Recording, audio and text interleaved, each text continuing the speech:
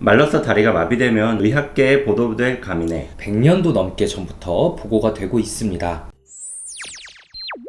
네, 안녕하세요. 내부자들입니다. 네, 오늘 3분 만에 알고 싶다 내용에서는 최근 좀 핫했던 기사 내용에 대해서 이야기해 보려고 합니다. 최근 뉴스 중에 이런 게 있어요. 담임교사의 지속적 폭언을 들은 한 초등학생이 다리가 마비되었다는 기사이고, 허리 힘 딱 줘. 할 수 있어. 초등학교 5학년 김모군으로 다리에 마비 증세가 온 겁니다. 그 베프들을 보면 이제 교사를 비난하는 내용들, 교사 말도 들어봐야 한다, 한쪽의 말만 가지고 판단하면 안 된다, 이런 내용들도 있고요. 그런데 정신과 의사인 저희 눈에 특히 눈에 띄었던 리플들은 이런 게 있습니다. 욕해서 다리 마비 시킬 정도면 초능력자 아닌가? 정상적으로 욕해서 다리 마비 시킬 수 있는 거야? 그게 돼? 어디까지나 아이의 말임. 요새 초딩들 자기에게 유리하게 말하는 게 장난 아님. 양쪽 이야기 다 들어볼 차례다. 말로써 다리가 마비되면 의학계에 보도될 감이네. 잘잘못은 따져봐야 하는 거지만 여기서 팩트 하나는 아무리 폭언을 들어도 사람이 다리가 마비될 방법은 없다는 것이죠. 네, 이런 리플들이 있어요. 그래서 오늘은 과연 정신적 스트레스가 다리 마비를 일으키는 게 가능하냐 아니냐에 대해서 이야기해 보려고 합니다. 단도직입적으로 물어볼게요. 이게 가능합니까? 네, 가능합니다. 이 전환장애라는 병이 있는데요. 이 질환에 대해서 간단하게 설명을 드리면 심리적인 갈등이 신체적인 증상으로 전환이 되어서 나타난다라는 뜻이고요. 의학적 원인으로 설명할 수 없는 운동 기능이나 아니면 감각 기능의 결함, 아니면 이와 관련된 신체 증상이 갑작스럽게 일어나는 병입니다. 예를 들어서 갑자기 눈이 안 보인다던가, 소리가 안 들린다던가, 이런 것들이 있고, 아니면 걷지 못한다.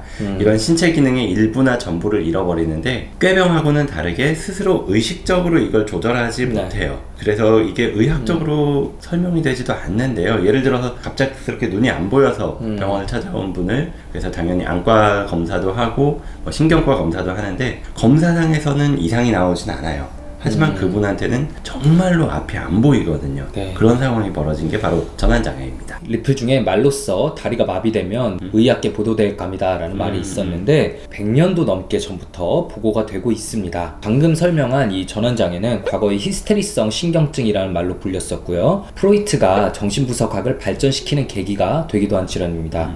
프로이트가 최초로 자유현상을 통해서 그 치료한 환자가 이 경우였는데 한 젊은 여성분이 있었다고 해요. 그분은 평소에 자신의 형부를 흠모하고 있었는데 어느 날 갑자기 자신의 언니가 사망하게 되었고, 그래서 참석한 장례식장에서 형부를 보면서 순간 머릿속에 그러면 이제 내가 형부랑 만날 수 있지 않을까? 라는 생각이 떠올랐다고 합니다. 그런데 그 뒤에 급작스러운 다리 마비가 찾아왔고 결국은 프로이트에게 진료를 받았다고 해요. 네, 스스로가 용납할 수 없는 생각과 감정들을 의식 아래 무의식으로 자신도 모르는 새에 이렇게 막 밀어 넣었고, 무의식 속에서는 이제 죄책감을 포함한 여러 가지 강렬한 감정들이 신체적 증상으로 결국 표현된 것입니다. 네, 100년 전뿐만 아니라 오늘날에도 이런 케이스들을 종종 보게 되는데요. 응급실에서 배웠던, 그리고 입원 병상에서 배웠던 몇몇 환자분들이 떠올라요. 대표적으로는 이제 중요한 시험이 얼마 남지 않았는데 다리에 마비가 와서 어떻게 하냐 라면서 울고 있던 어머니와 그에 반해서 무표정한 표정으로 응급실 침대에 누워 있었던 고등학생이 떠오르긴 합니다.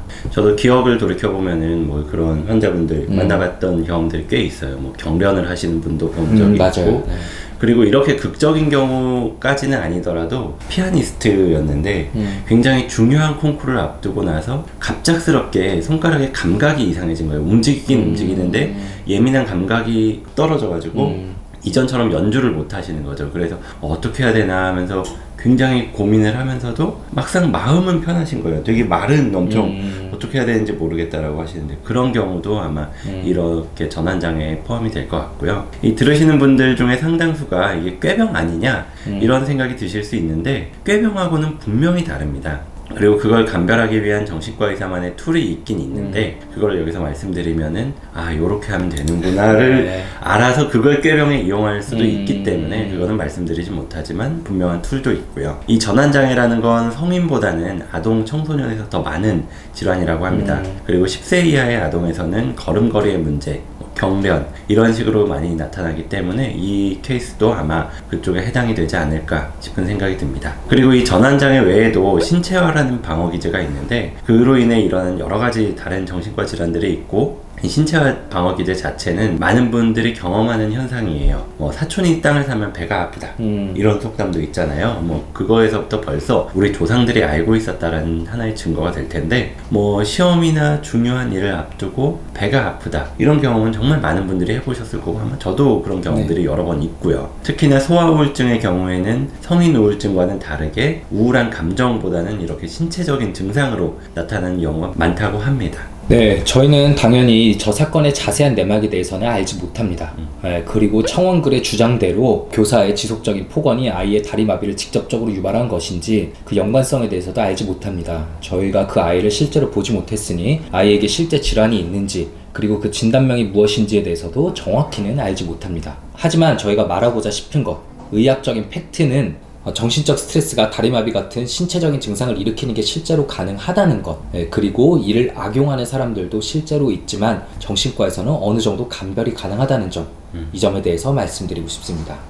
오늘 영상 조금이라도 재밌고 유익하셨다면 구독, 좋아요, 댓글 쓰기, 알림 설정까지 꼭 부탁드립니다. 감사합니다. 감사합니다.